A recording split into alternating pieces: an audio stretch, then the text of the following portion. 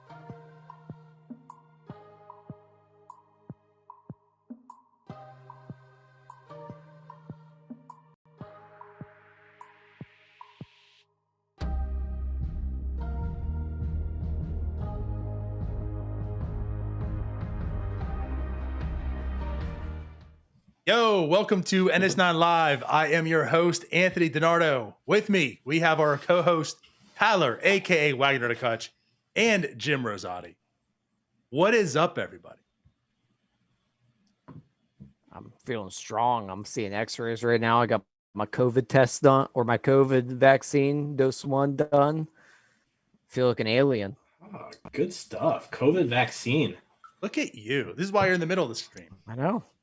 Big time. I know. Great guy here. Yeah, he's an essential person. What is it? I think it's 10% of America is now vaccinated. Tyler's one of them. Tyler's one of them. Who would have Is thought? that not the saddest thing ever? Like, they put me in that group. You are. Why did you get part it? of the Why 10%? Why are you vaccinated, Tyler? In all seriousness, because I'm in line with the teachers, close contact with students with baseball. Oh, okay. That makes sense. Yeah. Because So I know we your had a line of choice of work whether too, and yeah. why are you vaccinated? Yeah, I'm in the same group as the teachers. In Lisbon, Ohio, right? They have another category where it's like people who drink by themselves at home. Let's vaccinate them so that they can now go to the bar. They just knew. Listen. Tyler fit right in. He was number one. Listen, in my defense, like, I would not have gotten this vaccination. I've put much worse in my body at this point. I mean, as Jim just said, we're aware. But I think I'm immune for like 3 months though. So really, yeah, you did just have it. Yeah. But in all seriousness, like, the kids have dealt with enough shit, so I don't want them to miss their senior season because of me. I'm not gonna see someone that's an idiot at work and then they miss 2 weeks of their life because I have a job. How noble of you. I know. Who is this Tyler? That is the most selfless thing that Tyler's ever said. I have a 13-year-old dog. I adopted him at 11. I do things like this. You talk about Fred. Yeah. Really? I didn't know that. I got Fred when, oh gosh.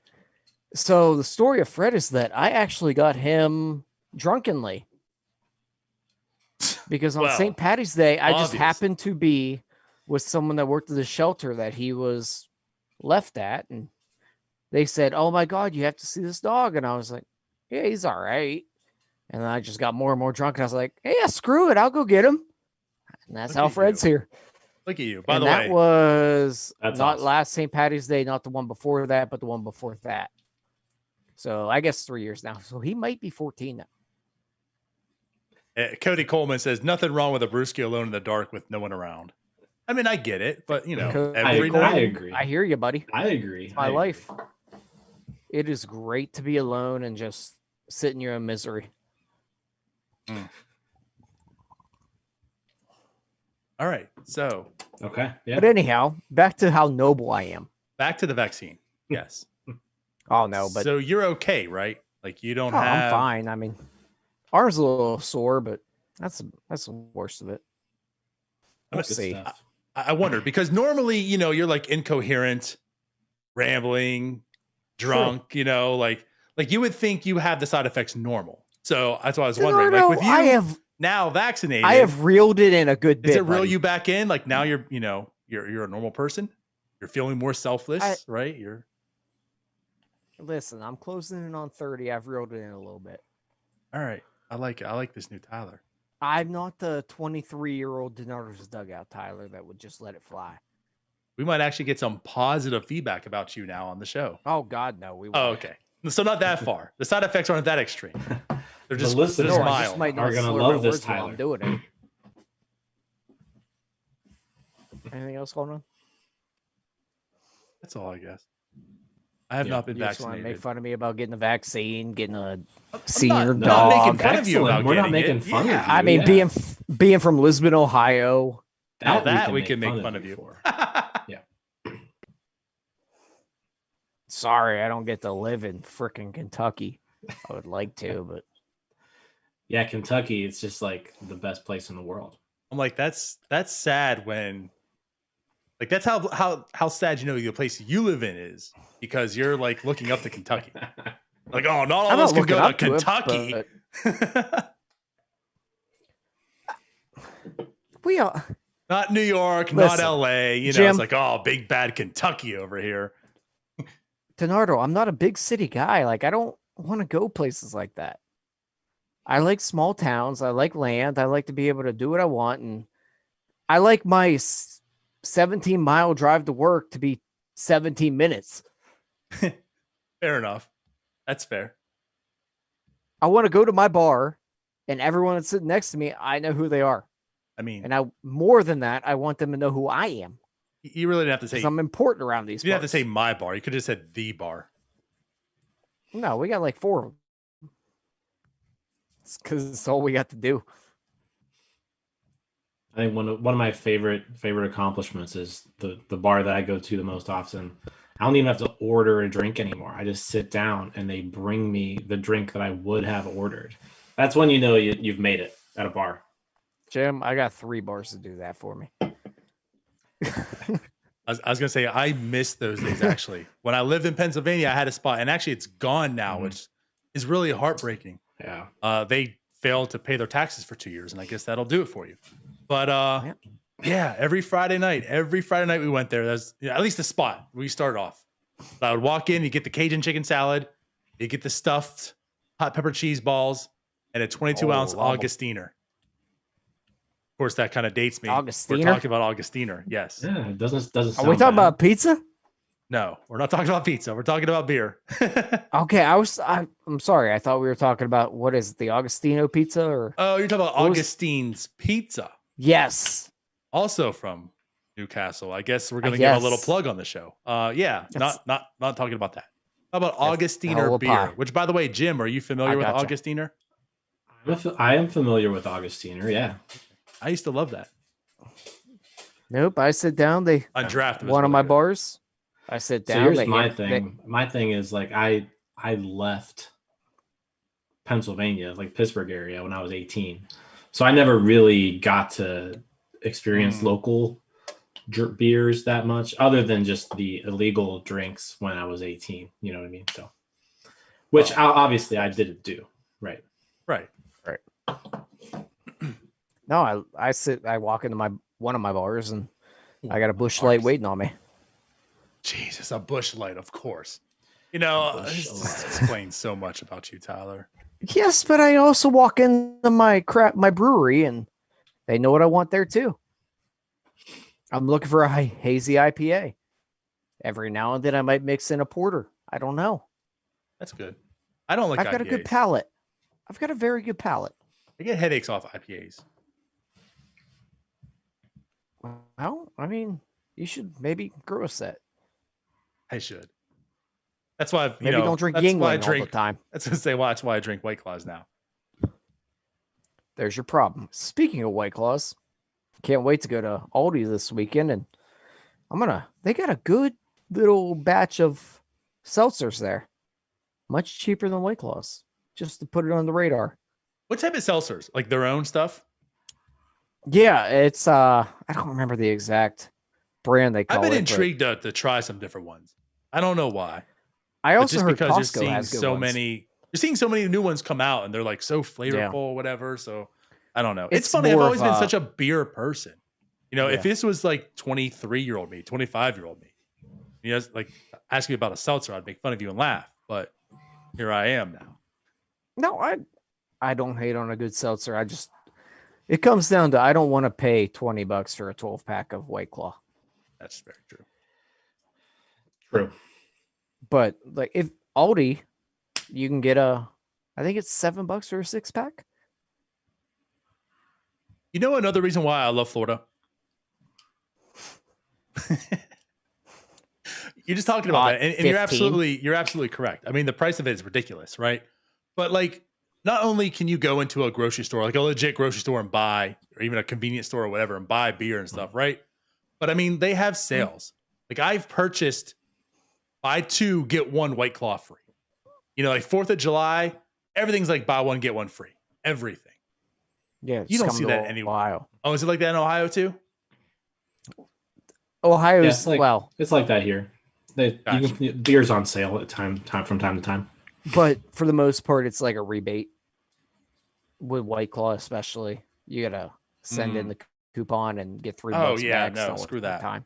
Yeah, that's not worth my time. Yeah, no one does that. Oh no, well that's why they offer rebates. I But think it's like Jim is 75%. right. They do have never sales. do it. Yeah, no. They do have sales here. Cool. It's not like Pennsylvania where you have to go to an actual liquor store to buy your alcohol. Beer distributor or a bar. Yeah, it's awful. Man, that's like awful. I said, I could definitely date myself here, but I just remember like you couldn't buy on Sundays. You know, it was a certain time. Like I said, you had to go to a beer distributor, or if not, you had to go to an actual like bar to buy it, and you couldn't buy anything more than a 6-pack. Like, come on, I had to walk in there and get 2 6-packs, walk out, walk back in there and get 2 more 6-packs, and walk out. Ridiculous. Pennsylvania, I'll in tell Ohio, Yeah, we that's have bad. drive-throughs. Like we just have drive-through beer distributors. And it's like Florida, gambling's illegal, and Pennsylvania it's legal. Like, come on, where are we at here? Can we just get on the same page? Pennsylvania is maybe the one state I'd never move to, actually. Gas is way too expensive. Nicotine's too expensive. And you can't buy beer, like, anywhere. You can gamble. Good for you. I can do it illegally. Not that I would. Right. So where are we at here? We've talked a lot about alcohol. Yeah. Now we got vaccinated. We've talked nothing we're about like beer. we're like and 20 alcohol. minutes in. Yeah, that's I apologize.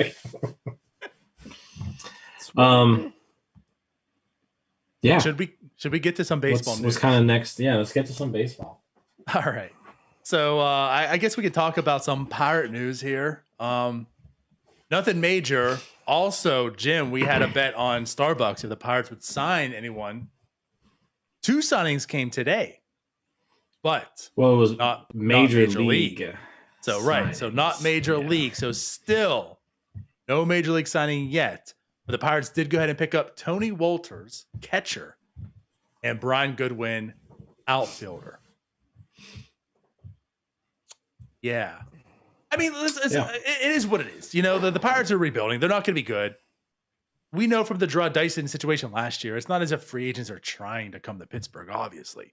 There's any other choice right now. They're taking that choice. So, like, I get that.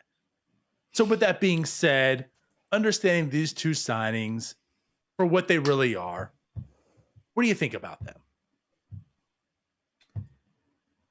Tony Walters is a fine, capable backup catcher, you know, in Major League Baseball. Walters He's has fine. officially joined the fine label. All right. Yeah, he's fine. I mean, he's not he's good enough to be on a Major League team as a backup catcher. Any role, you know, larger than that, obviously he's not good enough for, but backup catcher, fine.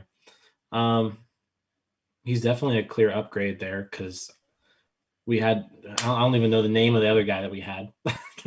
Michael Perez. Yeah. Is that right? Tampa. Yeah. So he's a clear upgrade there. He's better than John Ryan Murphy was last year. So there's actually an actual upgrade in that position probably. Brian Goodwin, last week that I was throwing Billy Hamilton out there? Yes, last week we had the hashtag, right? Billy Hamilton to Pittsburgh. And I mean, Brian Goodwin's actually probably better than Billy Hamilton. He doesn't really have that. There's no probably about that. Yeah. I mean, throughout his career, Brian Goodwin has been a average hitter for the most part. Not like excellent defensively by any means, but he's capable. And he's better than Dyson. So this is actually a pretty decent pickup. Like I think he's your starting center fielder. Interesting. I mean, that was gonna be a question of mine. I mean, Anthony Alford, Brian Goodwin, who's your starting, center field right now. So you think Goodwin's going to be the starter? I do. What are you? I'm not high on Anthony Alford like at all, like in the least bit. So that's also there. So I'm actually slightly high on the Tony Walter signings, mainly because the Pirates are in a position right now where we're looking at a very young rotation, and I'm of the opinion that maybe a catcher's a little more important than we put the numbers on while they're developing. So a guy like a Tony Walters that clearly is very good behind the plate. Michael Perez, his numbers are not great back there other than last year. I mean, Fangraphs had him negative for the first 2 years, and Fangraphs is very generous very generous behind the plate for defensive WAR with catchers. I say, if you haven't heard our battle from what was that, like 3 weeks ago, we went deep diving into all these catchers. Yeah. Yeah. And Tony Walters is clearly, I mean, my God, he caught in Colorado and every ball went out of the park there. So a guy like that, so maybe a Stalling / Walters combination there is not a bad move, especially with a Mitch Keller, who the Pirates are really, a lot of their future is hanging on a Mitch Keller right now. They need him to develop into a top end kind of guy. So whether they have to find the type of dudes that aren't going to be able to hit the ball very well, but they're going to be great behind the plate and to help to develop these pitchers, especially upcoming, because we're going to see the Mitch Keller, Cody Ponce, Brew Baker, who's probably not very good, but doesn't matter. We're going to see a lot of young arms coming up. Yes, but we're going to see a lot of young guys coming up that they need to be able to be comfortable with that catcher position. We can't have a Ryan Doman or Michael McHenry back there.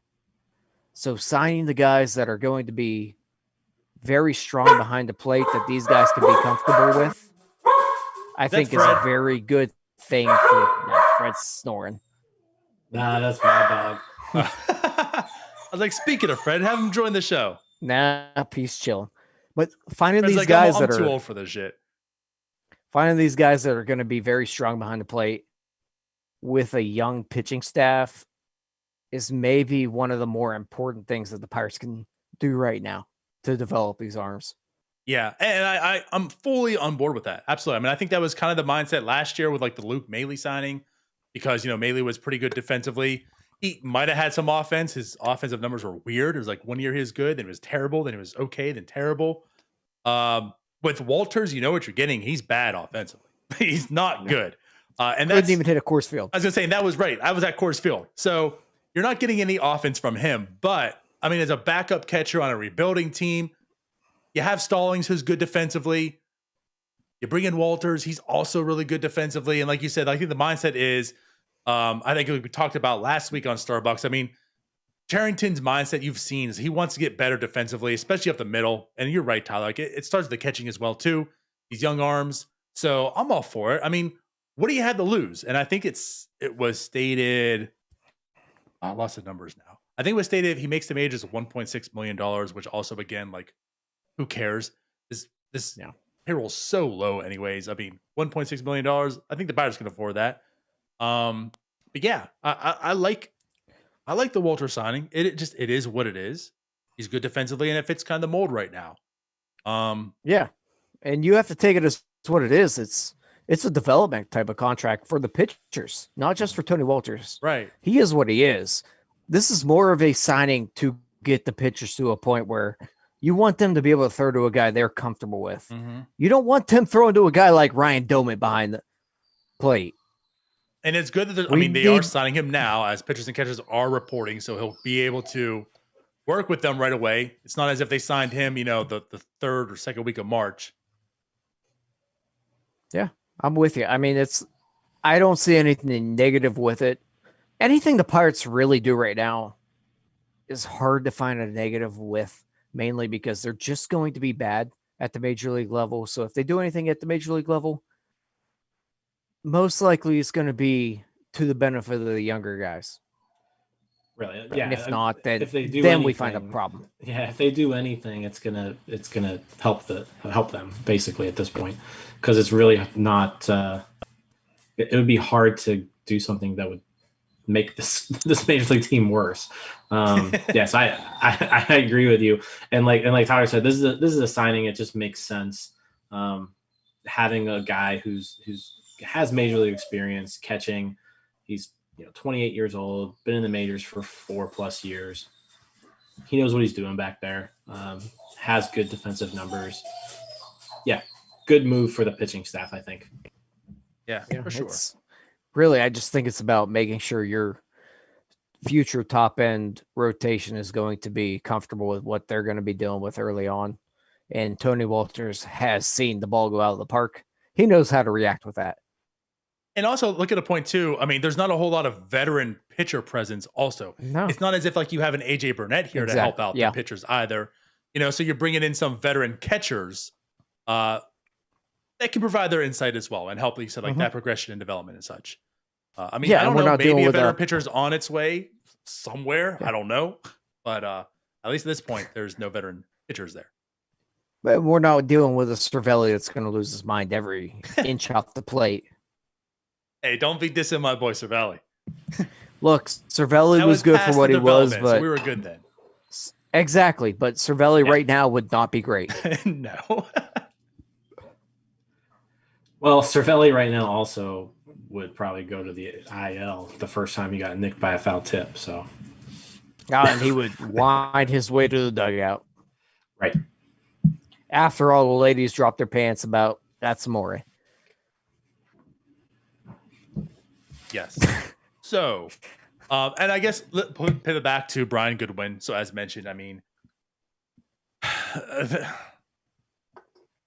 it depends what you think of Anthony Alford. I'm willing to give him an opportunity because also just more or less, what do you have to lose, But I think I'm more on Jim's side than anything. Whereas, I mean, I'm not expecting Anthony Alford to do much. Let's see what he has. He has at least pedigree and talent behind him. Brian Goodwin has done it at the level. Mainly 1 year where he came out. That was in 2019 with the Angels. We got his most plate appearances for people who are wondering whatnot. 458 plate appearances, 107 weighted runs created plus, 1.8 WAR. So I mean that's a fine player to me. Now, I don't know if we're gonna as an average. He was basically average. Yeah. Yeah. And I don't know if we can expect those numbers, but I'm willing to take that as a minor league deal again. I don't know if he could end up being someone that you could flip, how well he's doing or whatnot, but at least that's someone like that's, I don't want to go overboard, but that's someone that's respectable in the outfield. It's an okay lottery ticket. Mm-hmm.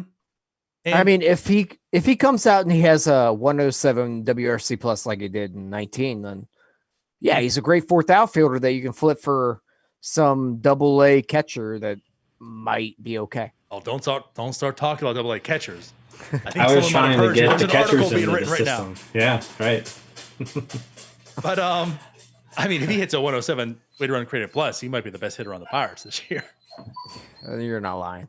But I mean, if you look at it, Brian Goodwin has played parts of 5 seasons, has never had a weighted runs created plus below 90.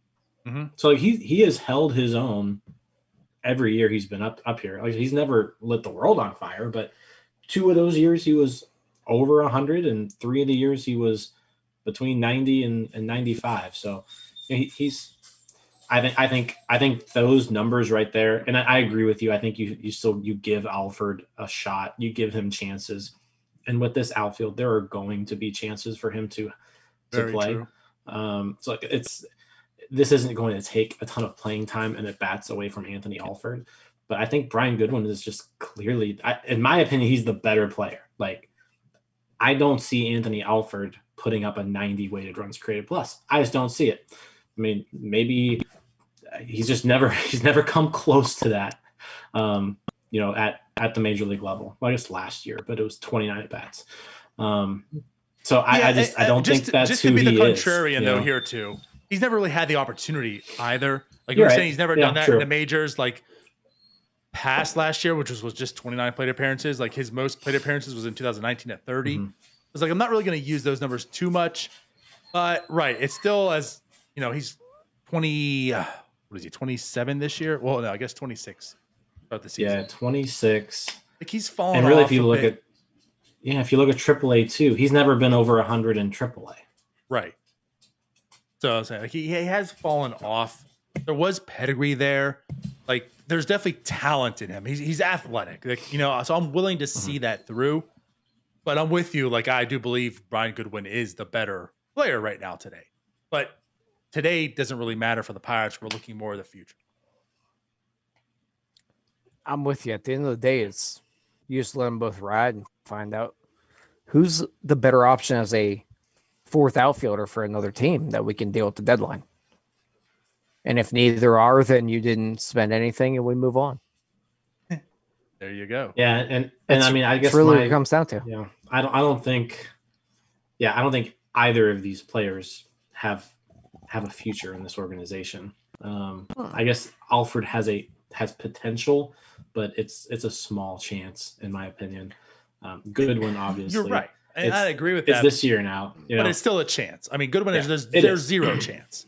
There's a chance. Goodwin's a placeholder, right? Yeah. And what I wanted to say about Goodwin could turn into a fourth outfielder for another team. We don't deal with the deadline, but you're right.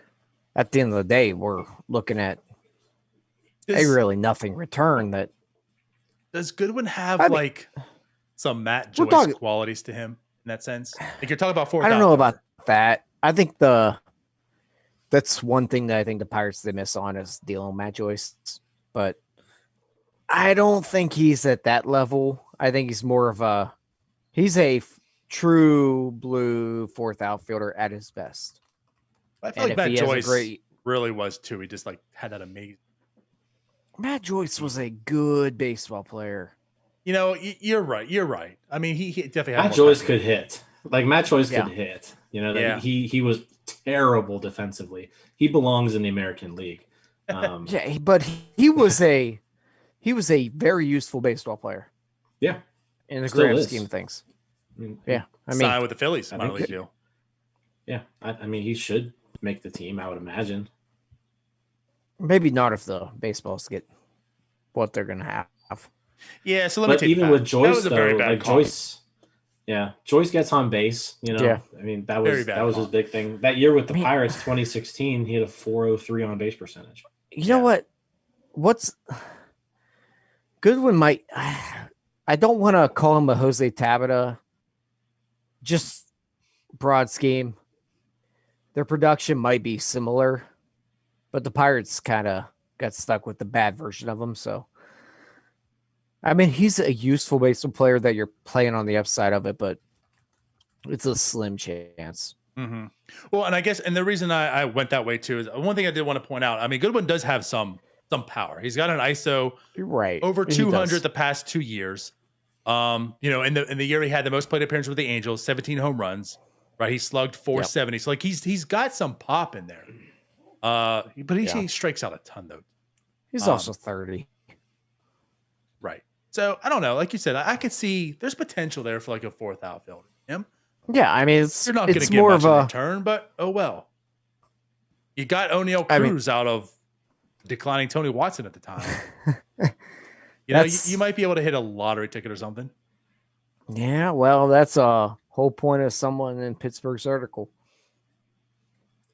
You want to know who Baseball Reference? Not taking lot. Do you know who Baseball Reference has as the most similar batter to Brian Goodwin through this point in his career? What's that? Oh goodness, Rick Ankiel. Ooh, oh goodness! Wow, that's. See, I would take that. I mean, yeah. Can he pitch? There's a throwback. Yeah, he can't pitch that. Yeah.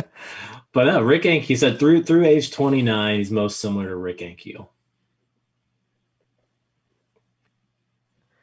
Is he gonna get the yips? He could definitely get the yips. Did Ankiel ever come back pitching? Like after that, he never did. Right? He did not. No, he went I believe the Cardinals minor leagues, and then he went to the went to the Angels minor leagues. He went to the Royals for a little bit. Yeah, the Royals and the Nationals. Yeah, it would have been kind of cool. Cardinals, right? It would have been kind of cool to like see him do like a position player pitching type thing, like towards the tail end of his career. Yeah, right. And just like what's gonna suck when we watch Stetson Ali become like a dominant reliever. It ain't happening, but it would suck. I'm going to be honest. That's one of my biggest pet peeves with the Pirates is that they gave up on him in like 29 innings. I don't care if he was a danger to everyone he faced because he was very close to killing everyone. He threw 100. He's been around the block. I don't care. I kind of lost that fear. I mean, when he's 29. been everywhere and right. Is he? I think he's actually even only 21. I thought he was 30. But he like they gave 30 up on him so quick. Next month. Okay. They really did give up on him really quick. Yeah, but so he was 25. Not really. He was in the Pirates minor leagues for 6 years. Yeah, as a hitter for like 5 of them. I think a lot of it had to do with him, though. I think that he wanted to hit. I don't care. You're a professional organization. Tell the dude you throw 102. You're throwing for us. He also walked 29 batters, though, in 26 I innings. don't care. And You're a professional organization. Teach the guy that throws 102 miles an hour how to throw it down the plate. Do you know what he did? So, are you looking at his 20? I know the numbers. His 2012, he was like, all right, you know what? I'm going to be a pitcher. 0.2 innings, 8 walks. Don't care. Figure it out. He walked 8 guys, and then they were like, you're not a pitcher anymore. Yeah, I'm not sure if they gave up on him too quick. Yeah, they did, though. What year were you talking about, Jim? 2012. At age 21 in low they drafted A-ball. him in 2010. Yeah. Mm-hmm. Yeah, I don't care. Figure it out. Well, he clearly couldn't. He couldn't throw strikes. Be a better organization. Even now, figure it out. No, he still can't throw strikes. His last they gave up on him too quick. He had an 8.16 Tyler Glasnow couldn't throw strikes either. Look at him now. There's a difference. There's a I know. Facetious, I can't throw a strike, and a literal, I cannot throw a strike. Yes, I know. Stetson Ali has been terrible. I'm aware that he was a danger to everyone he faced. Yeah, last year in 2019 with the Dodgers, he was going to kill someone. In 32 innings pitched. Yeah, I mean the strikeouts are there, Tyler. 11.25 Ks per 9. Also 8.72 walks per 9. Figure it out. 8 hit by pitches. Figure it out.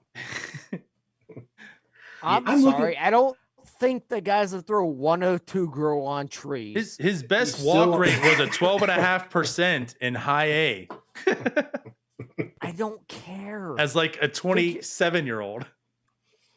Here's the thing, though. He's been with multiple organizations, and he's never figured it out. Like, he's not going to figure it out.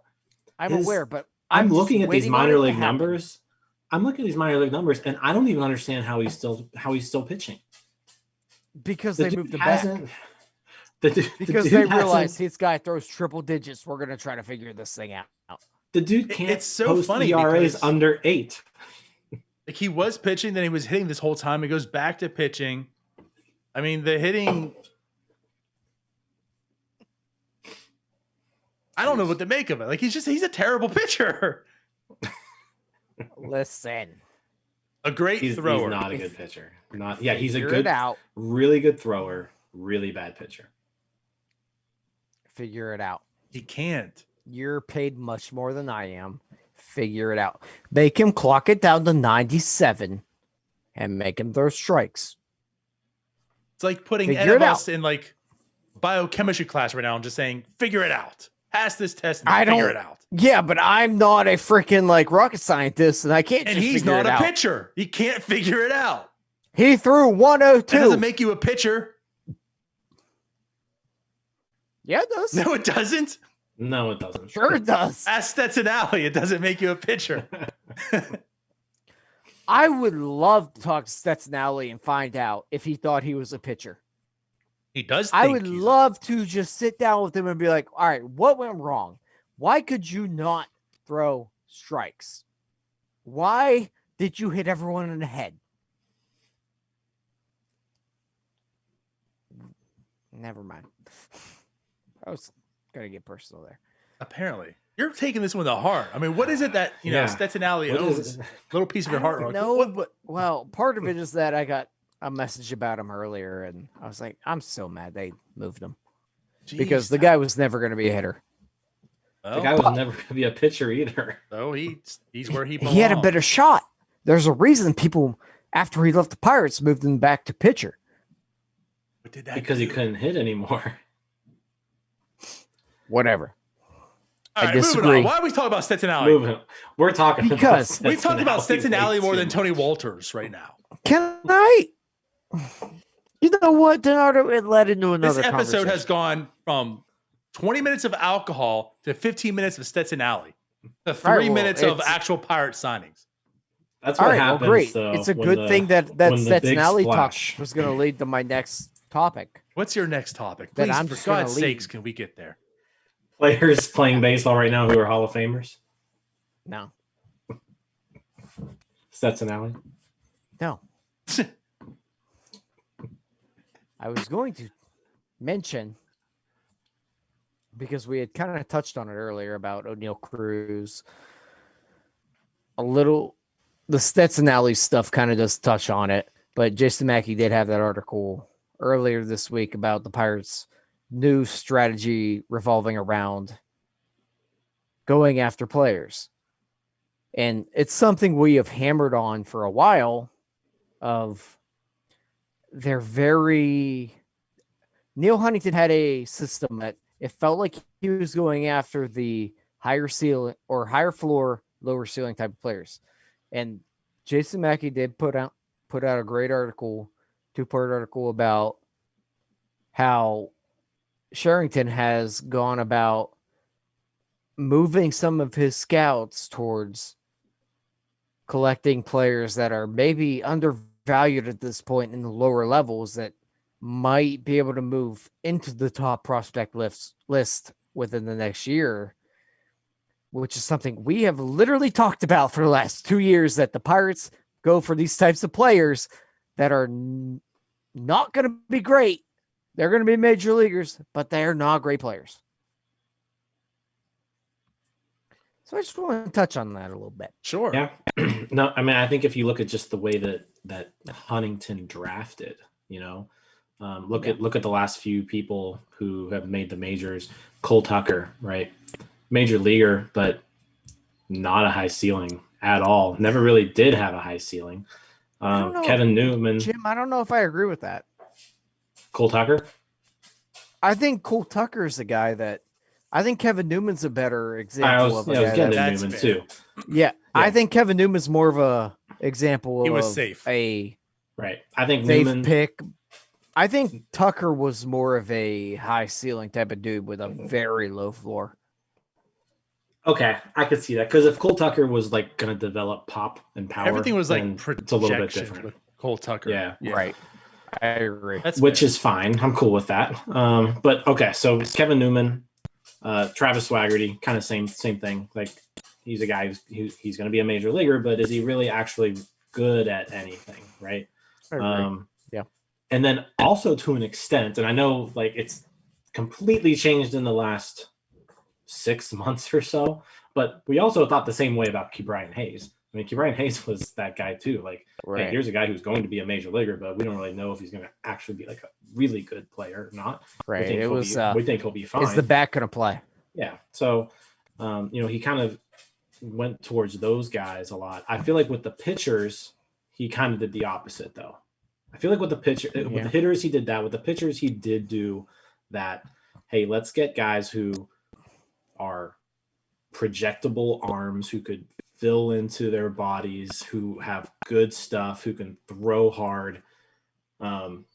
He did load up on a lot of those guys. The problem is that most of those guys didn't develop, right? But I feel like he had different approaches, one for hitters, one for pitchers. And just the developing didn't work.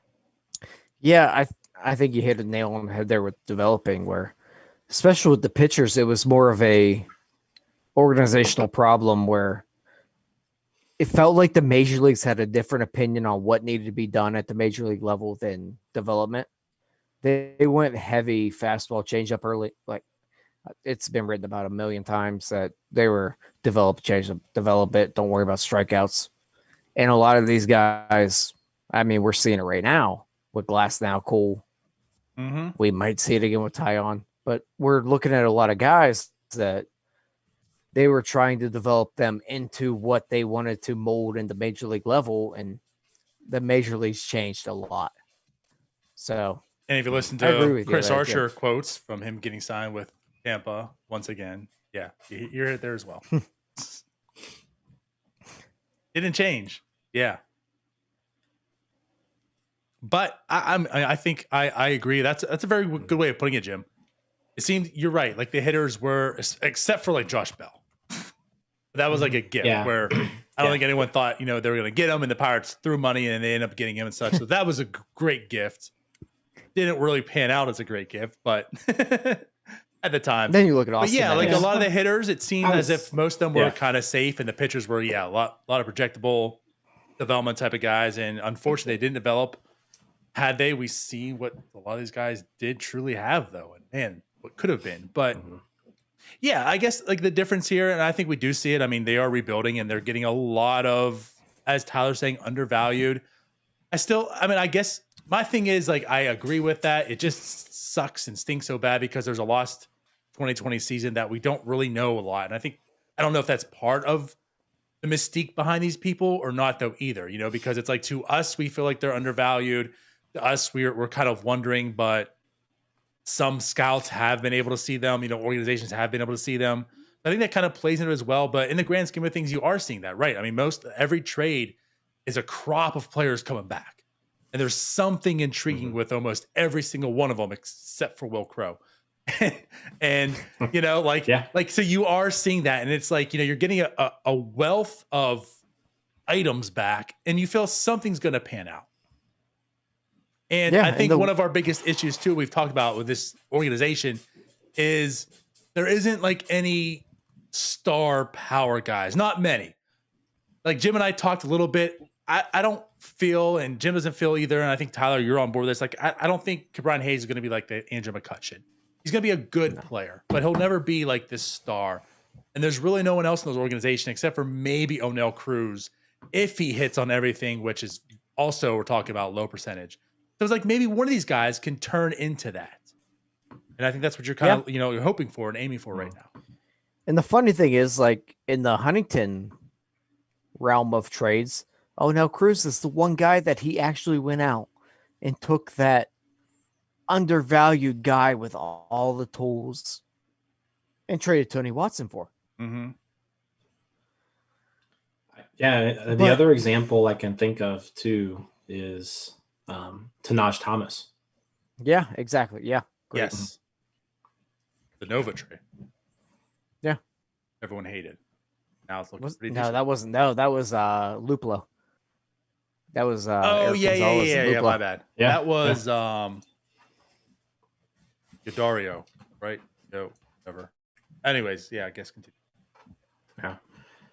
But yeah, I think you see You're that right. with You're right. Sherrington more, where he's going after those guys like an Eddie Yean right now that you're seeing a lot of hype about at the moment. But and I do think that Huntington was starting to go more in that direction outside of trades, where he was drafting more of the higher upside guys, but maybe outside of hitting not a Will Craig, who I loved. I will admit I love him, but Okay. I think Huntington was starting to go in that direction, but it just his time ran out.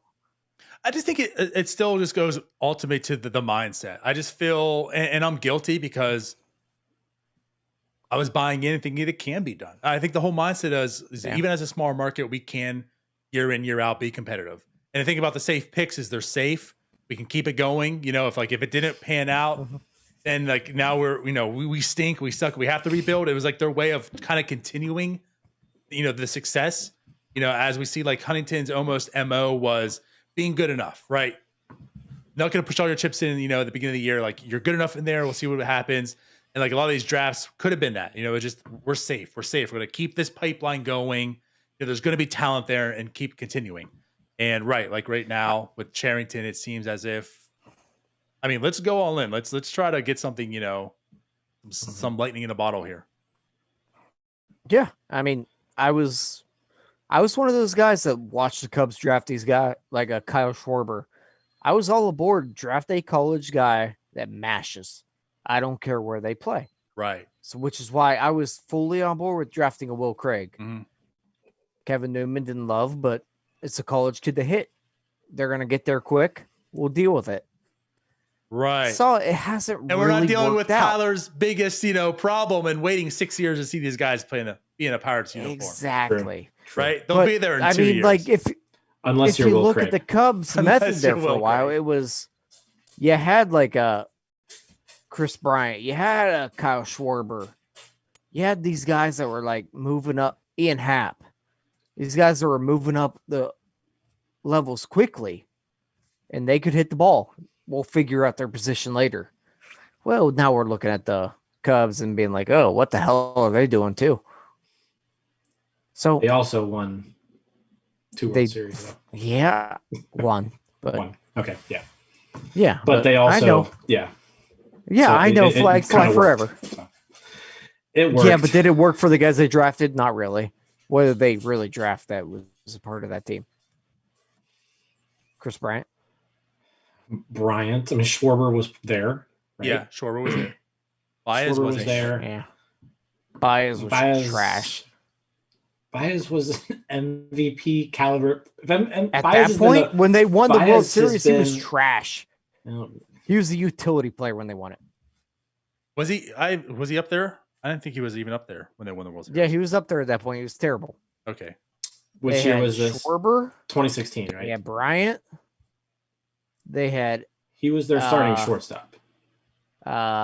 Addison. What's the guy that beat Addison Russell?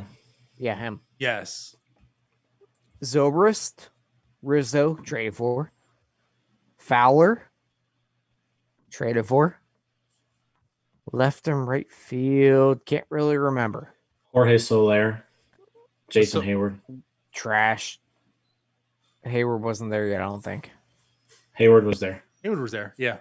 When they won the... Yeah. Okay. And Soler was not trash. Fine. Soler was pretty good. Soler was trash with the Cubs. No, he wasn't. In 2016, he wasn't as good as he's been the last his height, 2 years. They won it in 2015. Compared to his height, he wasn't as good. They won in 2016, and Did they win in 2016? 2016, yeah. Okay. And he was... I was wrong. He was not terrible. Fine. I'm looking at the numbers. What's the WAR? 2.2. I'm on Baseball Reference right now, but 2016 had him at 0.2. Okay. Trash. So, and let's look down there. Sorry, Jim. You lose this argument. Lester, Arrieta, Lester, Hendricks. None of we the know it things wasn't they pitching drafted because they didn't played. draft any pitchers. Yeah. Yeah, they haven't did not drafted or draft developed any of these any guys. pitching. So, point Tyler. That's fair. They didn't draft any of that. And they traded Their away. entire They traded away Gleyber infield Torres. was them. Yeah. And they got Chapman, who almost blew the World Series. That's so. right. That's just gift to the Yankees. Anyways, but yeah. Speaking of the Cubs, they were a big market team that year. It wasn't what the, I guess, Cinderella story was. You can't compare a Cubs rebuild to a Pirates rebuild. No, it's completely different. Right. Because the Cubs were able to go out there and, they drafted some pieces and some core players, right? We named a few, but then they also supplemented them with really good players. Giving ridiculous contracts to Jason Hayward. And like I just said, none of them actually were drafted by them. That's fair. But they were able to use that minor league system to trade for a lot of that talent. I mean, what? I mean, your minor Chapman. leagues serve two purposes. Your minor leagues serve two purposes. I mean, they're there. I guess they traded right? Samardzija for Russell. But those guys are also there to trade for major league talent, and that's what they used it for. To an extent, and also to that extent too, think about like how it worked out for them. So like they got Anthony Rizzo for Andrew Cashner, I believe, right? Yeah, and that long, worked out in their time favor very well. So yeah, but you can in 10 years we're gonna look back and be like Andrew McCutcheon turned into Brian Reynolds. Like it's kind of, I'm just using them at the only point that the Pirates have made a good trade, possibly. I guess I'm lost on that. I don't know, and forgive me. Cashner. Yeah. What about that though? The Pirates, the only good trade I can think of is getting Brian Reynolds for that. And it's like, yeah, good for them. It was 10 years later, they're good. Well, I'm just saying that helped them because Cashner was a prospect at the time, right? I think he had one good year. Cashner was he was young, but I think he was in the majors, but he was real young. Yeah. So it was a swap. They got Rizzo and it helped the rebuild, because they got this really good player now, Anthony Rizzo, and Cashner became a pumpkin. Like if they didn't make that trade, are they in the World Series? They have Andrew Cashner, no Anthony Rizzo, Then I'm just saying with you, like with the rebuild, like they also had some really nice, lucky moves in that sense too. Yeah. We got way off track there. Yeah, I guess. My bad. I do this. But I agree. I think we all agree on that. Yeah. The verdict will be out, if it works. The idea makes sense. Now let's see if it's effective because him going out and getting all these players, if we're looking now at this pipeline in 4 years and there's none of them on the top 100 lists or an MLB, then we still have some issues. So I like the idea. I like what he's doing. On paper, it seems as if it's been pretty productive. I'm not going berserk and crowning Charrington right now as like GM of the year and stuff with a lot of these things, but I get the idea. The blueprints there make sense, and this farm system now it's deep. It's deep as hell, and I think there are some clear lottery tickets. Let's see if they any of them pan out. I think so far he's doing everything that he needs to do.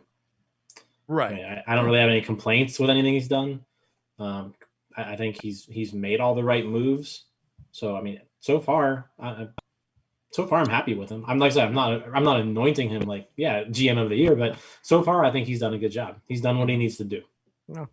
Now it's just a matter of can the development system, can they develop? That's what's such key. Yeah, I think everyone's in the same boat. As can they develop them now? Because I think Huntington did a good job of gathering prospects as well, but they did not develop them well. I fully agree. Just wait and see. I thought a lot of the drafting was actually pretty decent. We're finding it to be because these guys that were drafted that weren't that good are really good now. So it was clearly a lot of the development such. And like Tyler pointed out, it's philosophy. Now, Chris Archer, I just want to bring this up again because it's still it's going to be one of the things that could grind my gears for a while. I just really, really wished we could have saw Chris Archer turn around in Pittsburgh under Oscar Marine. He had to get that injury, of course, which ended his career at the Pirates. Because I really think there's still more to Chris Archer. So him going to Tampa, of course, he had to shit on the Pirates a little bit. I get it, deserved. But if he could be healthy, I would love to see him turn around and be successful over there in Tampa. No, I'm with you. I mean, he seemed like nothing but the best. Like, just seemed like a great guy. Yeah. He bought in. He did what they asked. He bought in hard, apparently. Too hard. Bought in too hard. But yeah, I mean, obviously, clearly a very likable guy. I really hope he can turn it around. That would be great. Great to see. Yeah, I mean, I don't want to bring it back up, but during the Vasquez situation, the guy had like some of the great. He was clearly the clubhouse leader during that. Some of the quotes he gave, he was great. I mean, there's nothing bad I could say about him. No, awesome. No matter how poorly he pitched. Awesome, dude. And yeah, he has been a excellent pitcher. It hasn't gone, I think, the path that he or many of us thought. So, question: do you think he would be a future Hall of Famer? No. Oh, look at that transit. Well, who do you think would be a future Hall of Famer? I'm taking your spot here, Tyler. I would like to see the list first. You're the one that gave us the list. What are you I know. My God, behind the scenes, Tyler's like, "Hey guys, let's talk about this tonight." Fast I forward did right not now. say that. Fast forward right now, he's like, "Oh, who could we talk about? Who's on this list?" To be fair, Leonardo, I did not look at the list just so that it would be more organic. You're too busy getting vaccines and going to your bar. I was, and my arm still fucking hurts. All right, so I've got the list pulled up. All right. Basically, they list 40 players who either are going to be Hall of Famers or they've got a shot, right? There's 6 players that are listed in the no doubt category: Pujols, Trout, Cabrera, Kershaw, Greinke, Scherzer. Can't really argue with any of those. I'm okay with all that. I can't. One thing I just wanted to bring up, man, Greinke's so good. Like I'm looking on here, like they're showing like the total WAR, and if you would have asked me straight up 2 hours ago, who has more career WAR, Zach Greinke or Max Scherzer, I would have said Scherzer all day. I guess maybe just his development, right? His early struggles in his career. I guess maybe just hindered in my mind that he wasn't as good for as long as he really was. So I just want to say I was kind of shocked on that. And he's right up there with Kershaw too, like in WAR. Right. He's right up there with Clayton Kershaw.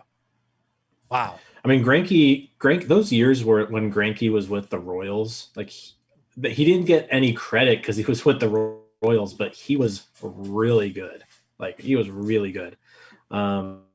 They also say on here Verlander would be included in here, but since he's not like technically playing this year, they don't have him listed. But Verlander would be included in here too. Yeah, Verlanders.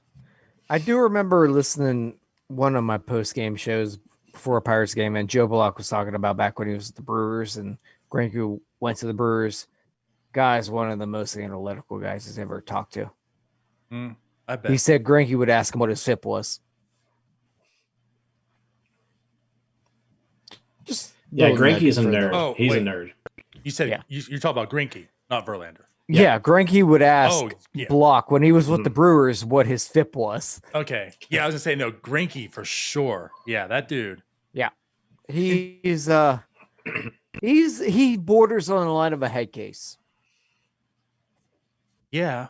I mean he's had his issues, but he has, but this is a dude like I mean, I put on a tweet and I brought up to you guys. All right, Chris Collinsworth, this is a guy. This is a guy.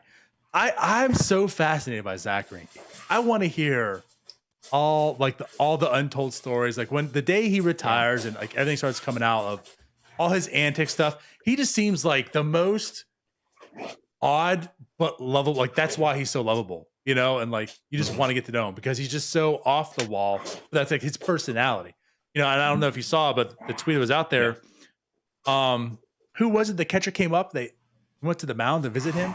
The first thing Greinke told him was he proposed a fantasy football trade. It was in the World Series.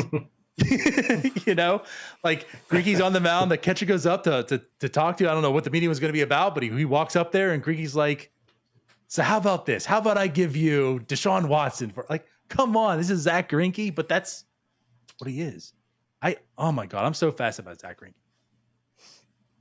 No, I've always been a big fan of his. Yeah. So I think we can all kind of agree. Those are the clear-cut guys, Hall of Famers, no doubters. They then have a kind of a next level, and it's just Yadi or Molina. Which we could say all day, you know, if you look at Yadi or Molina and you compare him to Russell Martin, right? Russell Martin may actually have better overall numbers than Molina. But let's be honest. Yadi or Molina is a Hall of Famer. He may even be a first ballot Hall of Famer.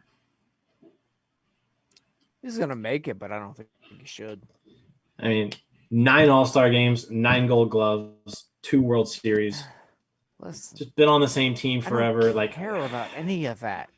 We're talking about the Hall of Fame and the people who vote for the Hall of Fame. They do, which is what comes down to me not caring about it because we've got fans voting on the All-Star game. We've got a bunch of idiots, guys that keep Barry Bonds out of Hall of Fame. Well, that part. I don't care about any of that, but he's going to make it. Yeah. So I would put him in. And that's where I feel as if now 2 different players. Derek Jeter was a definitely Hall of Fame. You know, like you can be 2 things. You can be one of the most overrated players, but also a Hall of Famer. And like, that's what Derek Jeter is. I feel like Molina kind of gets that effect, you know, but he doesn't have the actual talent like Derek Jeter has. Mm-hmm. So I don't know. Like what career war, not that far off, honestly, between the two. To be fair, that's depending on which floor you're going with. If you're going with Fangraphs, right, like Tyler says, you're getting the defensive catching. I'm not sure which one this article has. Like Baseball Reference has him at 40 WAR, but okay, this article has him at 54. Right. So, anyways, though, regardless, like I'm kind of on Jim's side with this with Yachty, which is kind of weird for me to say. I don't know. Like overall, his numbers, I look at him like, I mean, he's good. Is he Hall of Fame though? But in the sense of in his grand scheme of things, like his tenure here, when you talk about catchers, it's Yachty Molina. Yeah. Like it is. You know what I mean? For like almost his entire tenure. I mean, he was bad offensively to begin with, but basically like his tenure at catcher, that's who you think of when you think of catcher. Then kind of Buster Posey in there and such. Like there's some others, but he's been that staple. It's a Hall of Fame. He was, in my opinion, he's got the fame. He's in there. At first ballot, I'm not putting him on there. In my opinion, Yachty Molina is a Hall of Famer until we have robo-umps. If we had robo-umps, this guy wouldn't sniff it. Okay, I agree. Yeah, I agree with that. And I think he has, out of respect, stolen so many strikes. Mm-hmm. But you can't deny it. The guy is one of the best defensive catchers of all time. So you just kind of got to live with it. But he's not that great. You're right. And there's only like a stretch of like 3. I'll give him 4 because one he had like a 102. He's 2% above average. Like there's only a stretch of like 4 years where he was like a solid hitter. And like outside of that, it's been Brian Goodwin. Like, yeah. And fortunately for him, he has played a position that we can't really measure that well. Right. The eye test, which tells you. So I would give him. I would put him in there. Yeah. I think it's. I mean, obviously, it's one of those things. Yeah. If he wasn't a catcher, he wouldn't be in the conversation. But he's a catcher. So. Yeah, for the Cardinals. Yep. Right. All right. So Yachty, we're all kind of in agreement. He's a Hall of Famer. next they put two guys. Speak to me, Jim. Speak to me. Super young, right? Super young, 22 and 23 years old, but have just had unreal starts to their careers. And that's Juan Soto and Ronald Acuna Jr. Yes, Juan Soto. Put him in now. Yeah. Juan Soto is a Hall of Famer today. You know my answer. Yeah, I mean, clearly, I think this is one where it's like, obviously, if they continue at the trajectory that they are currently on, then these guys soon get put into that no doubt category. I mean, Acuna's done 30. He was 30 at age 21. That's sick. That's insane. Almost 40.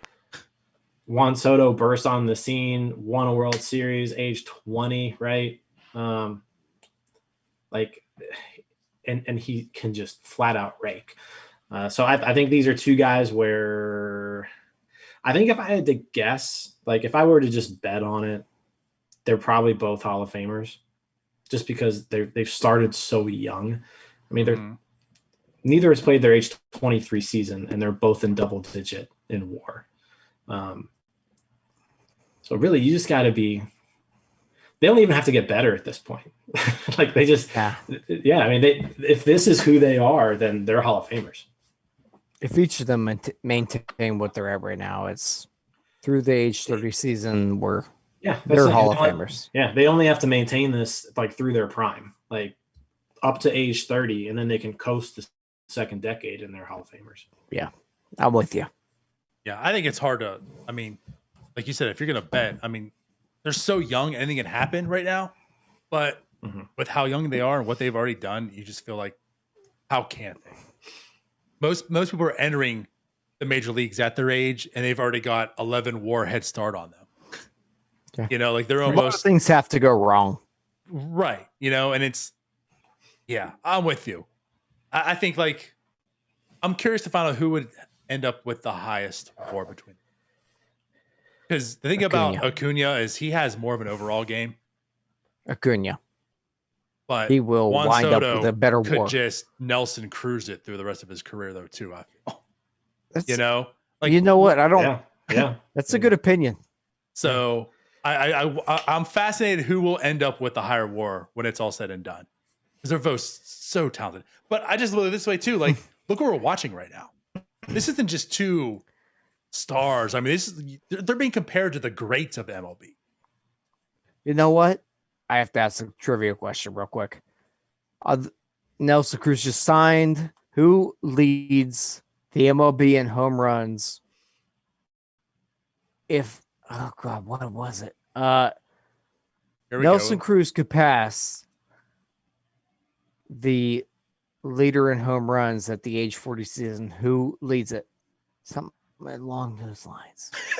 What? It's the worst trivia in the world. God, I can't remember exactly. I don't know what you're saying. He's like, hey guys, can you just telepathically read my mind and answer this question? I'm just gonna answer Barry Bonds just cause. No, that's wrong. It's not. I have no idea. So are you trying to say he's hit the most homers age 40 and over? Since age 40? Yeah.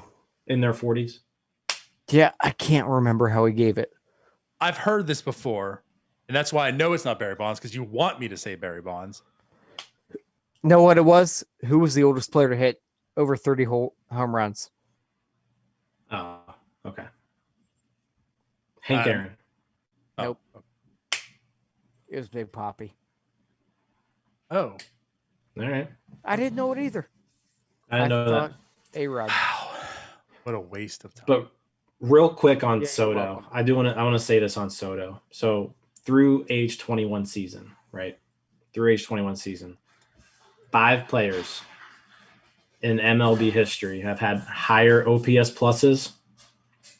Those 5 players: Ty Cobb, Rogers Hornsby, Jimmy Fox, Ted Williams, Mike Trout. Yes. Think like those are the people. Those are the people he's with right now. That's what we're talking. Like we're not talking about guys who can make the Hall of Fame. We're talking about some of the best players ever to play baseball. Period. Point blank. That's your Mount Rushmore of baseball. essentially. Yeah, I mean, and then there's Ronald Acuna Jr. right there with him. You know, like we're watching these two guys right now, back to back, these young careers. It's like having two Mike Trouts almost together. Not just one, it's two of them. And they're both fun as hell. Sorry, Mike Trout, but you're not. So, Mike Trout, best player I've ever seen. Just kind of boring. He does it very. He's like a robot, right? Mike Trout is a robot, right? And then these two guys, not the same sense, but then there's Francisco. There's Tatis Jr. too. It's like, I mean, the game of baseball. Wow, they got some young stars. Yeah, for sure. So that brings us to 9 right there. So we're kind of in agreement. We're at 9 now, right? Then there's another set. There's another level here. Old guys who've been around, had really good stretches. Joey Votto and Buster Posey. So I think here's where I think Joey Votto needs like one more strong push. Yeah. Like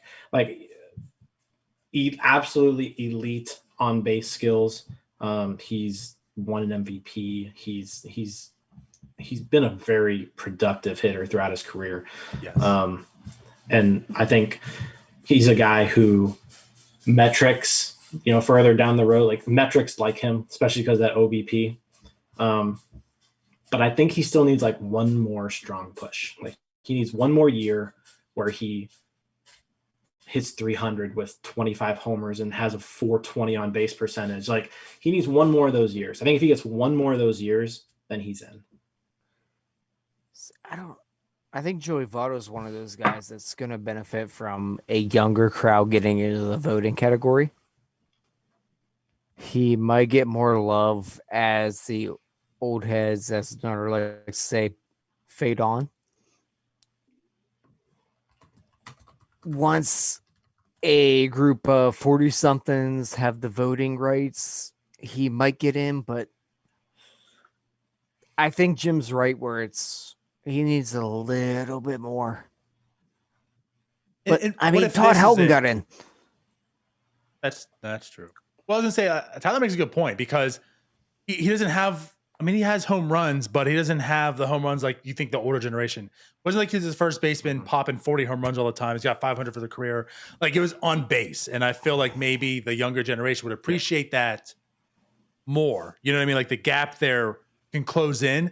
But I'll say this. What if he doesn't have like one more year, he hits 300 and he does 420, but he stays healthy, he stays strong, and he gives you 5 more seasons of good baseball.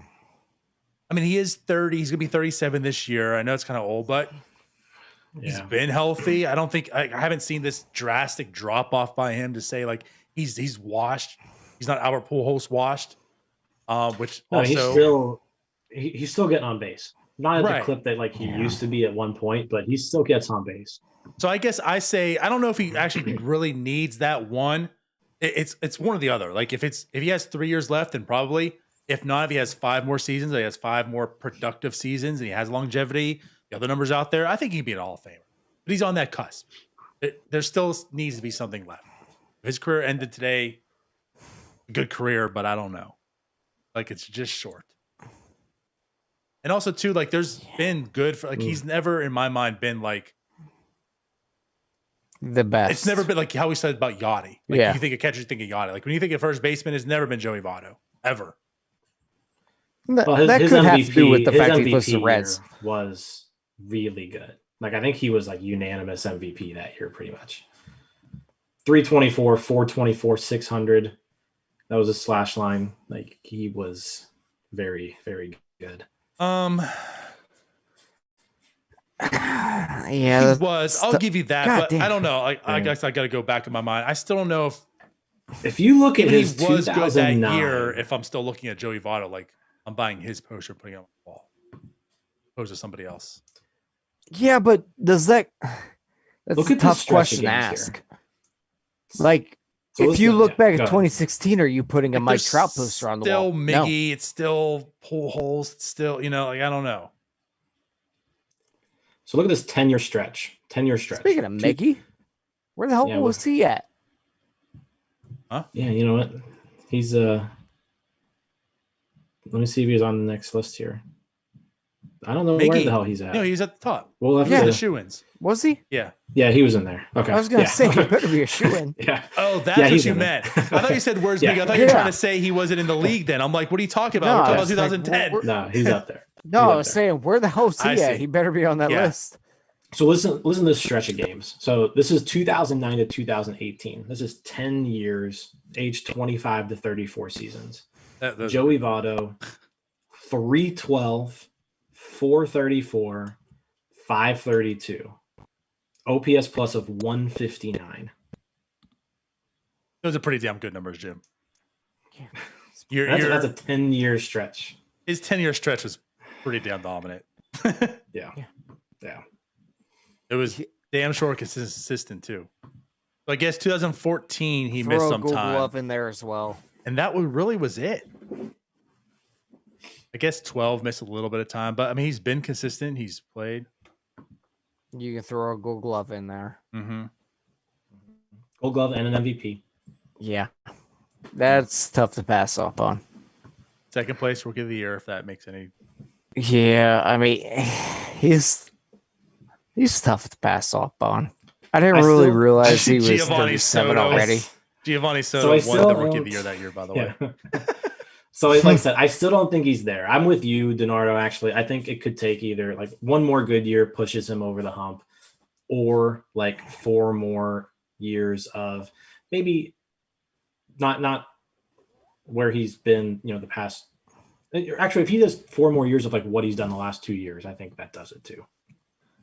Yeah, I mean, you give me like basically, I mean, you're talking about 1.5 to 2 WAR seasons for the next 4 years. I mean, you're getting like almost 6 to 8 WAR right there, and Right. yeah, it's a longevity. That 10-year stretch was good. Now you might put up some more counting numbers. Yeah, that's where I'm at. I think he's at a point where it's going to take a little while, but he'll get in no matter what.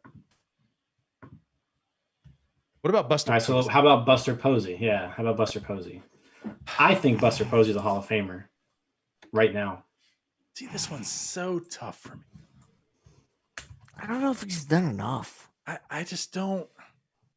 I mean, if you catcher WAR, We're putting Yachty in.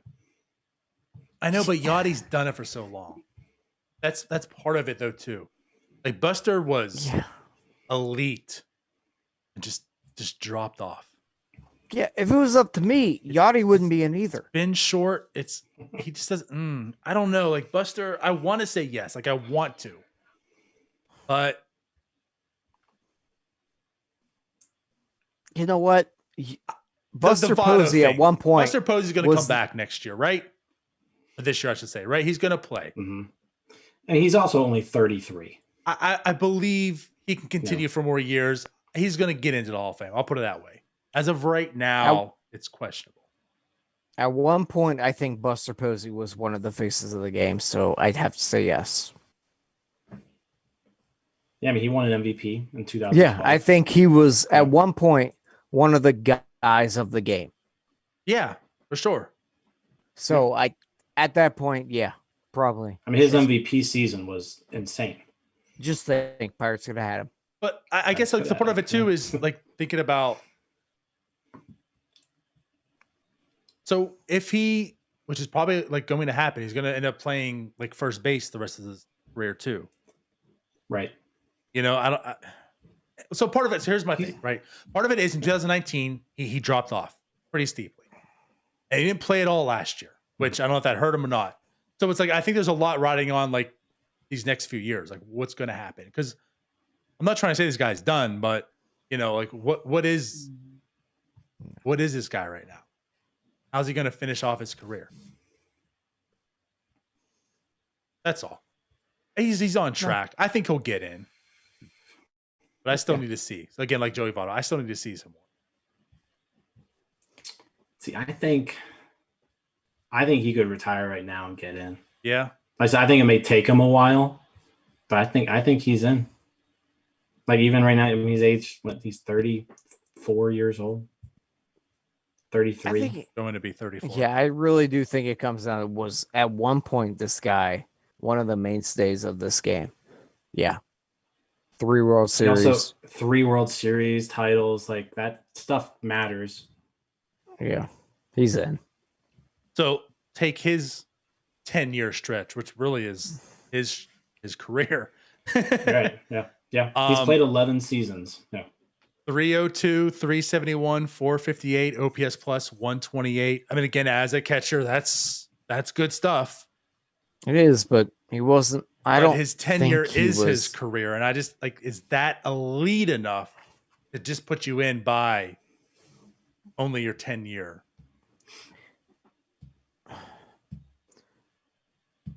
I think it's tough because when I think of Buster Posey, I don't think he was ever one of the dudes behind the plate that you really wanted. He was good, not one of the elites, but I think it's another one of those like Yachty where it's the name is going to carry him. I guess where I feel like the difference though too is just like that. Yachty at least has like the counting numbers. Like he's done it for a while. Those numbers. Yeah, but Yachty's also 40.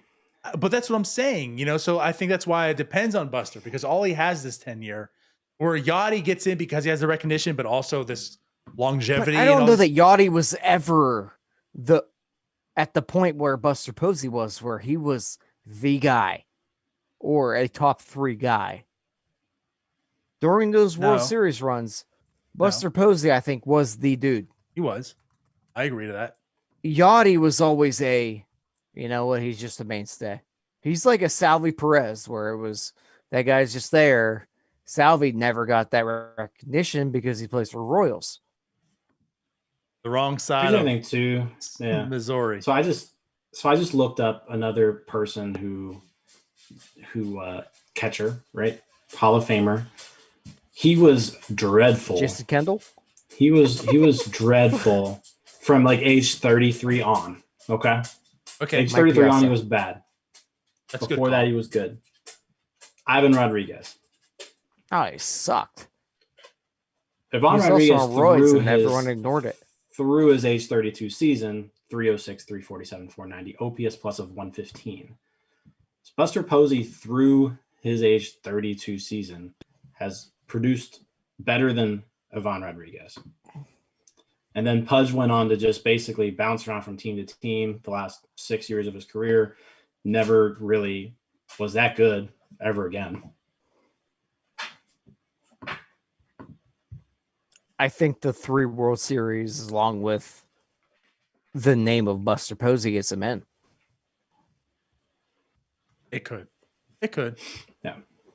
I just want to see this second half, or I should say the last third of his career. I mean, God, if you compare it to Jorge Posada, I mean, but like that's the thing though. Even with Rodriguez though, like he had such a career. I mean, played for 30 years almost. It feels like he played for 20 years. Like he did. Yeah.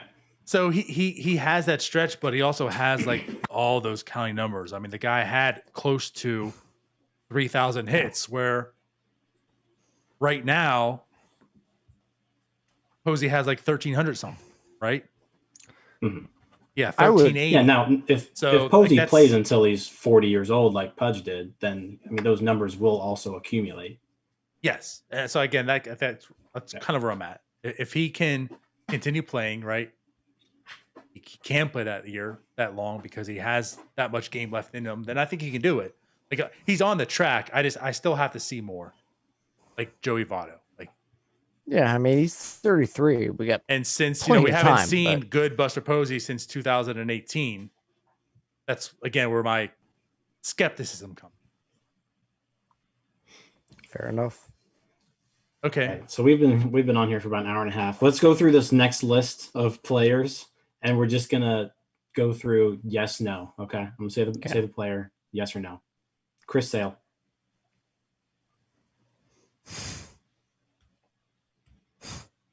Start with the hardest one, why don't you? Right now, I'm a no. no. I'm a no. Right now, no. God, he could be so good. Right now, I'm a no. I'm gonna have to say no too because again, like his drop off. No. All right, so we're no. Paul Goldschmidt.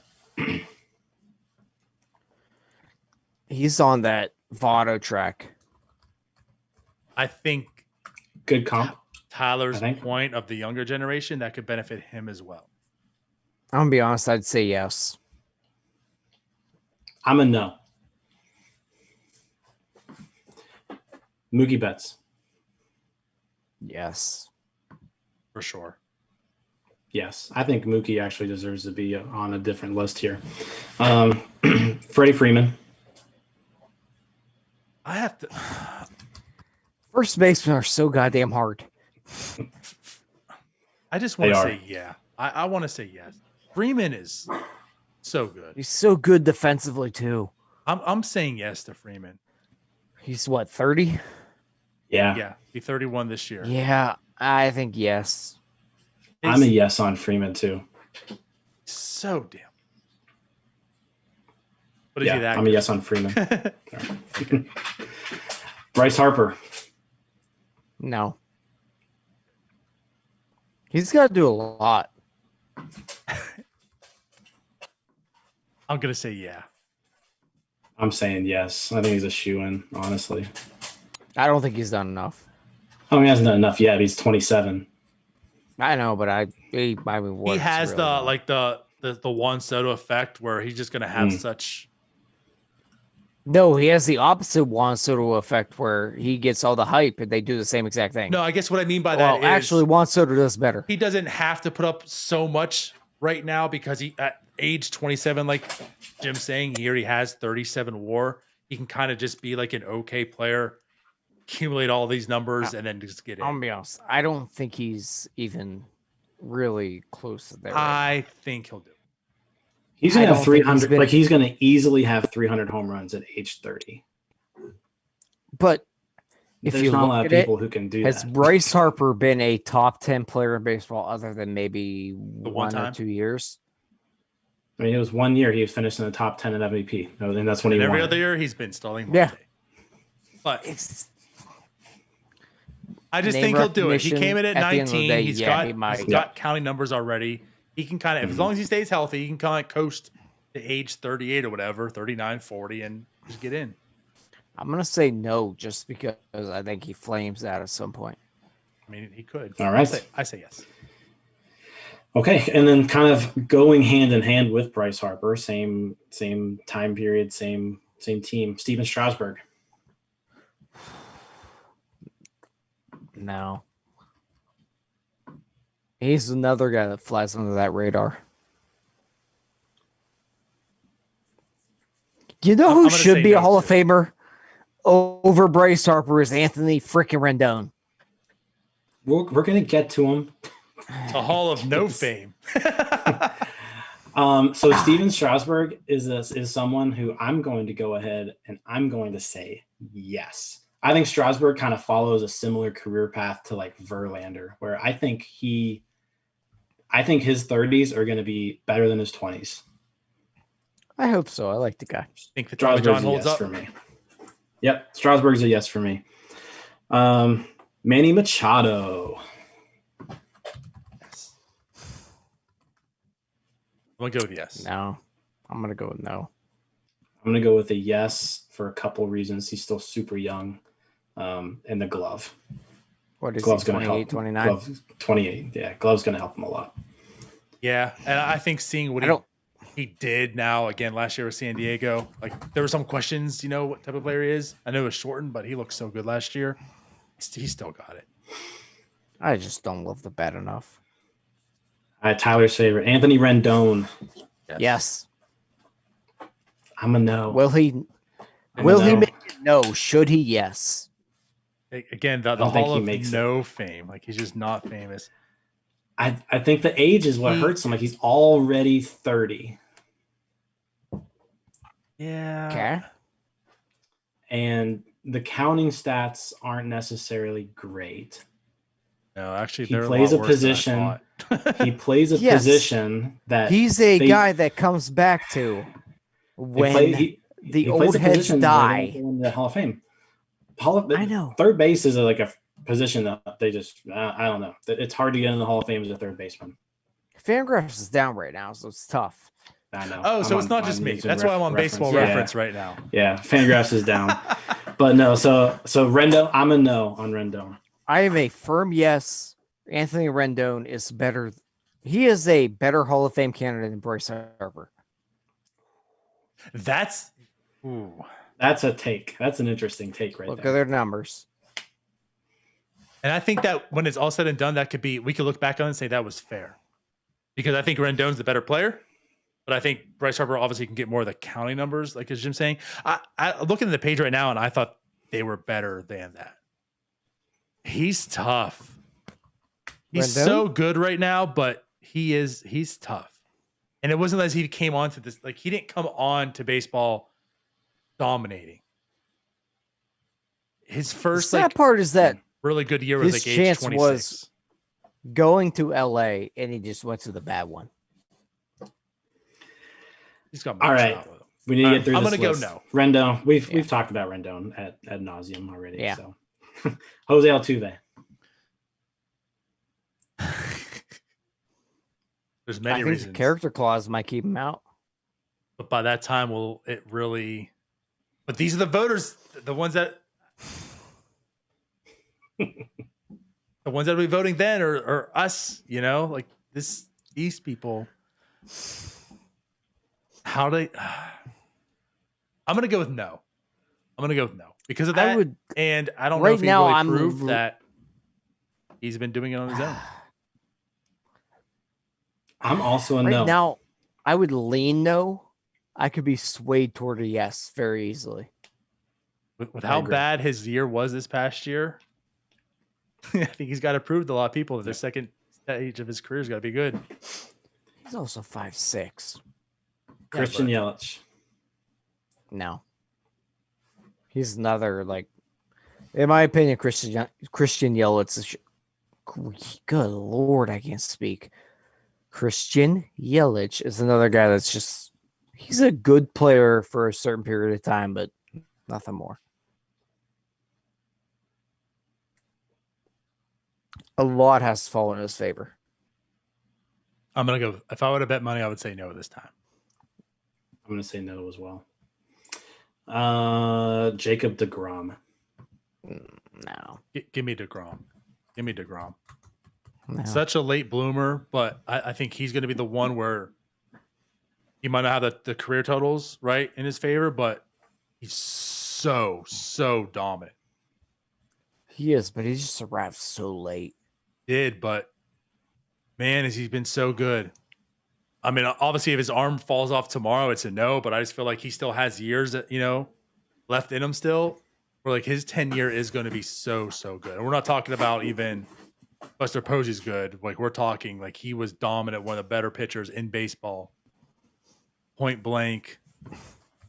He's got the Cy Youngs. I would say I'm going to say yes. I'm a yes as well. I think, you can kind of think of it's like a reverse Sandy Koufax sort of, That's fair. Koufax retired at 30, Perfect. but he was just so dominant for a stretch of really like 5 years, right? Because Koufax really wasn't good until he was 25, 26. 25 to 30, Koufax was just lights out. And that's what got him in. And I think that's what's going to do it for DeGrom. DeGrom start his career at 30. Yeah. Nolan Arenado. No. I'm a no. I think we've seen how Coors skaters out. He needs a very strong couple seasons with the Cardinals. We're already seeing how Coors Field's handled by a lot of voters. Yeah. And so if he doesn't blow up and play great with the Cardinals, it's gonna be a flat no. Yeah. I think the other thing though is the glove, right? Yeah. Glove's in there. He's won the Gold Glove every single year he's been in the major leagues. 8 years played in the major leagues. You know 8 who Gold else did? Gloves. Who else did? Jimmy Rollins. Some center fielder for the Braves that can't Yeah, get into he the Hall of deserves to be Fame. in it too. So that'll be another conversation. But no, Arenado is it. Kenny Lofton. Arenado's in. I say no. Yeah, Right. no. Rizzo. Which is No. weird because we're talking about Rendon, yes, and Arenado, no. Rizzo, no. I'm a no. No. Although I was no on Rendon and yes on Arenado. Just let the record show. I'm a yes on Rendon. And I'm a no no on for both. Arenado. Garrett Cole. No. I have to say. He needs a lot to go right for him. But I just feel Okay, like so you're no. I feel like he can get that. I feel like unfortunately he proved it. And as long again, I don't think- it's health, I'm but I feel like he can. And now it stays I'm a no. New York. Yeah, I'm a yes on Garrett Cole. I think I'm a his no 30s mainly because I just don't want to see it. Yeah, I'm a yes. All right, Francisco Lindor.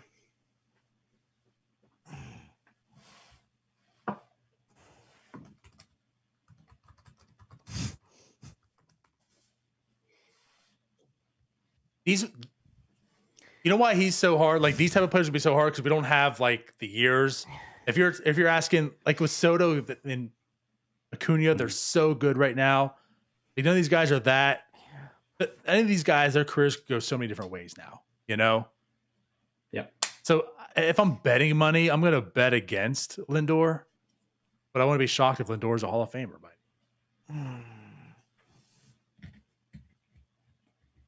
I would say yes. I think the bat's going to play enough. I'm a yes as well. As I'm a he's yes. going to be one of the best shortstops in baseball defensively, and the bat's going to play enough. he is with the Mets. Chris now, Bryant. remember. Yeah. Something's going to go wrong. Yeah. Chris Bryant. Chris Man, Bryant. I have to say no, just the way he's. 5 years ago, I'd say surefire. Yeah. Right now, I'd lean no. I'm also a no. Jose Ramirez. No. He's another guy that's a little older. I don't know if he can keep this up for how many more years. Yeah. I have to say no, but damn, is he good? He's good, but not quite. Yeah, I'm a no on Ramirez too. Xander Bogaerts. No. I think Xander Bogaerts is one of the most underrated players in baseball. I think so. But I'm also That's fair. That's fair. also a no. I'm also a no. No. Alex Bregman. No. No. I'm a no too. Goes back to the Astro stuff now. Corey Seager. This one's interesting. Yeah, that one's tough. This one might be harder than the Lindor one because Seager's got the bat that can play a lot better, but Lindor's got the glove. I was gonna really compare us to Lindor. Like I still need to see because, especially his. You know, like Lindor's been good this whole time, but Seager's been great, but also not good. So if he can stay healthy, right, he has every capability. But if I'm gonna bet, I'm gonna bet against him, right? I would lean yes, just because I think the bat plays enough to the point that if he moves to another position, he can do it with the bat. Mm-hmm. That's really what it comes. Like Lindor's gonna lean heavily on the glove. I'm a big Seager guy, but the one thing he hasn't shown is that he can like consistently stay on the field year in and year out. Yeah. So I'm a no as of now. That could change in like a year or two probably, but I'm a no. Right. Yeah. Carlos Correa. No. That was quick. I'm a no too. Yeah. No. Trevor Story. No. Jeez. God, no. This one's Troy interesting Tulowitzki, to a Hall of me, Famer? No. Move on. but Troy Tulowitzki fell off and got injured. Story stays healthy, and he's going to get away from Coors quicker rather than later, I feel. And I don't think he has the same issues as Arenado. And plus, he's a shortstop, not a third baseman. I think he could. No. I think he could. No. Again, if I'm betting, because it's like right No. now at this point in time, I'm betting against him, but I think he could. No. Zero. I 0%. am a no, but interesting you did say too low. Most similar batter through age 27, Troy Tulowitzki. Is he a Hall of Famer? No. Nope. All right, here's one I think we're gonna. Troy Tulowitzki like died.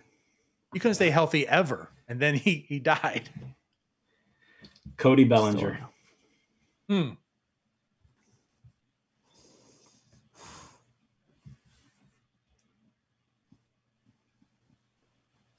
He. Right now, no. I wouldn't be shocked, but yeah, I have to say no. I gotta lean no, just because I think he ends up primarily at first base, and not enough value will come of it. If I'm betting yes on Bellinger. I think Bellinger. Agree. Cool. I think. Yeah, I thought we were all going to say yes there. I think Bellinger is someone who eventually just hits 50 homers every single year. If he does, then yeah. Till he does, then no. I mean, if anyone does that, then yeah. Yeah, that's who I think he is. Like, so. All right, so that takes us through like the biggest chunk of the list. Next two are relievers. Aroldis Chapman. No. Character clause, no. I mean, there's that character clause for sure, but God, no. he also is so dumb. I think there are other relievers that could get in before him. I'm gonna go yes. I'm gonna go going no. hard no. I think the character clause is what keeps him out. We talked about it. Suspended right for the domestic violence thing, and then it's also a terrible World Series. I just wonder again what but the he's next been batch of Hall of Famers is gonna vote. Yeah, but he has been. Over the decade he's been in the majors, he has been the best relief pitcher in baseball. For sure. I'm a no for him. I'm gonna Kenley Jansen. I'd say no as well. Although that one stretch he had was unreal. Where he just did not walk a single batter. And then we've got three guys. I'm also a no on Jansen. I don't think relievers should be in the Hall of Fame ever, but I do. That's just a personal stance. All right, the off to great start guys. So kind of similar to the Soto Acuna thing, but not quite to that level yet. So Shane Bieber. No.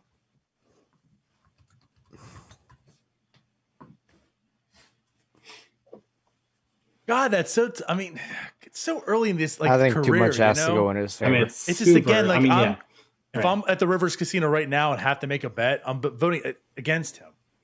It's hard to get. Yeah, I'm not buying into 1 year. You know, yeah, like I have to vote against him, but again, like, I just wouldn't be shocked if it's 30 years from now. We're like, oh yeah, Shane Bieber, Hall of Famer. Donardo will appreciate this. Most similar up to this point in his career, Josh Johnson. Ooh. Not a Hall of Famer. Trash. But was like super dominant in his first He few also years, blew right? his arm out. Yeah. All right. So Bieber, I'm a no on Bieber too. He has had one completely dominant year. It's like saying Trevor Bauer. Yeah. Walker Buehler is also on this list. I think he's got a better shot than Bieber. Agree. Full agree. But right now I'd lean no. I don't know that he's ever going to really be the best pitcher on his staff. Yeah, I don't know. I don't know if I feel like Walker Buehler in a, like we're not talking DeGrom, we're not talking Garrett Cole. He's good. Type of arm. He's really good. Yeah. Also, ex-Pirates draft pick. I would say. Yep. Well, then my bad. Hall of Fame. Yeah, no, I'm saying no. I'm saying no. I'm a no on Buehler too. I feel like I'm a little higher on Buehler than you two, but I'm a no. Oh, I I think we both said we love him, but he's not. He's a really good pitcher. Okay. He's all not right. there. Well, when Tyler said he's not the best pitcher on his team or is going to be, like, I think he's not that far off from Kershaw right now. No, I It's think also he's not like his fault. I think he's going to be a career number 2 kind of guy. If Kershaw's your one, I mean, there's 28 teams What would I'm be a s- number 1, I think. That's what I said. I No don't know fault to the- Walker Buehler. I don't know that he's ever like the top tier pitcher in the majors. I think so. He's up there. He's all- I just don't know if He it's might hang around for a while, the which top might keep tier of him the in that top tier. category. You know? Yeah. I think that's my issue. Like, he's up there. He's an ace. But Literally what I said, but cool. you And then the number last 2. player on the list, we Yes. compared him to The answer Eric is Gonzalez last The year. answer is yes. Fernando What do you Tatis got? Jr. Fernando Tatis Jr. Yes. Hall of Famer. Book it. I think he's on the Acuna track. So yeah, He's so good. So talented. I'm a yeah. So too, athletic. clearly. I have a hard time saying no. There's just too many tools. Yeah. 22. He can play He anywhere. plays. He can. See, Yeah, he's a more interesting one he's would have good. been Vlad Guerrero Jr. Yeah, I don't think he doesn't have I enough don't- accomplishments to put him on the list yet. Yeah, I'm with you, but Right. he But, would have been he's more of a thought process. I feel like if you put Vlad on here, like you would have to just say no, right? But Yeah. it also would be like, it also wouldn't surprise me if Vlad goes off and hits 350 with 40 homers next year. Yeah, We're not even sure if Vlad is an all-star, let alone Hall of Famer. Yeah, it's true. Right. Cool. I don't even know if Vlad's the best player on his team. All right, Not in the- Cool. He's not in the fearsome twosome. That's the list. That's the list that was right a there. long damn episode. That Yeah. was My a bad. long list. There's a couple honorable mentions on here. Flaherty, Albies, Judge, No. Giolito. No. I think they're all no's as of now too. And then they do mention prospects: Wander, Adley, Bart, Jordan How can you Alvarez. even, get out of here. I'm not It's I'm not not even talking. worth. Yeah, it's prospects. not worth thought. Yeah. So Like, is Yo Mankato a Hall of Famer? yeah, No. don't get me started on Yohan Moncada, Mhm. All my right. dude. Well, there's our Hall of Fame. Let's wrap it up. All right, everyone. Well, we'll catch you guys next week. Talk about all the Pirates major league signings that are coming. So, any last words, Tyler? Peace out, Girl Scouts. Jim? Later, guys. All right. See you later. Bye-bye.